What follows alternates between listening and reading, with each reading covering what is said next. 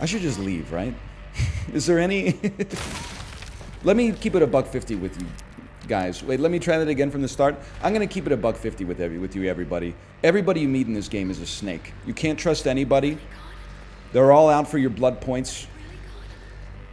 There's snakes everywhere in this industry. Grandpa level 1. Keep still to avoid detection by Grandpa. I'm out of here. I'm sorry, Julie. I can't watch you and then get bad victim habits, because I'm honestly thinking there's a chance this becomes the next esport, and I want to make it to Evo. I'm going to be Sunny at Evo. It's going to be me versus Daigo and Mango and all the other O's. Leffen. I don't know. Again, the company formerly known as Twitter, it's got me pegged in a couple of different ways, and none of them are the way that you're thinking based on my verbiage.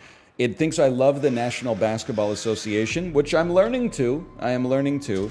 It thinks I'm obsessed with legitimizing animated children's films as Kino cinema, which I am not, but I must have clicked on a Spider-Verse tweet at some point, and now it just assumes that I want to hear, you know, all about Raya and the Last Dragon and, you know, the box office performance of Elemental and stuff like that. It also thinks I love Super Smash Brothers.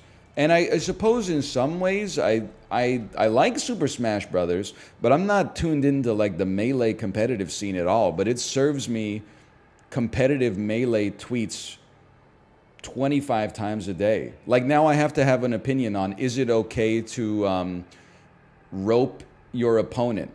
Well, you know, they had a stock advantage, so why would... It's a principle of fighting games that if you have a stock advantage and there's a timer ticking down to 0, then why would you be forced to approach them? They have to approach you. Yeah, but at the same time, you've got to think about what the experience is for the spectator. Melee esports has always been a little bit...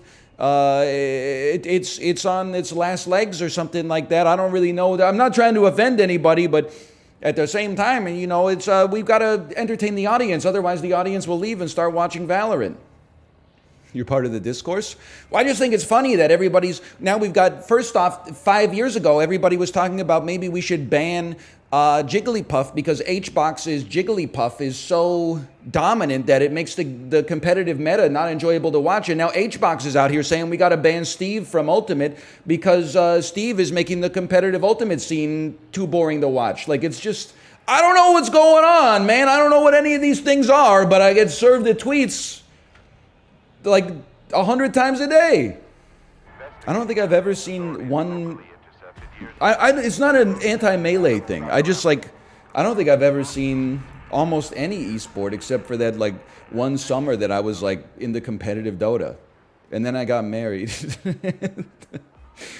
Which they may or may not be related to me washing out of the esports industry. I'm just saying those two events did happen, you know, within like 3 months of one another.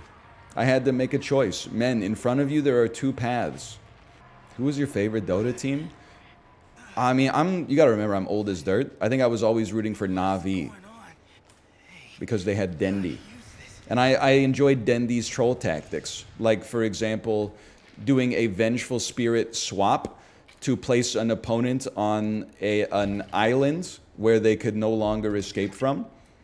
Or fountain hooking someone with Pudge into the fountain so they would get killed by your Ancient. I guess that's not the Ancient, but you know what I mean.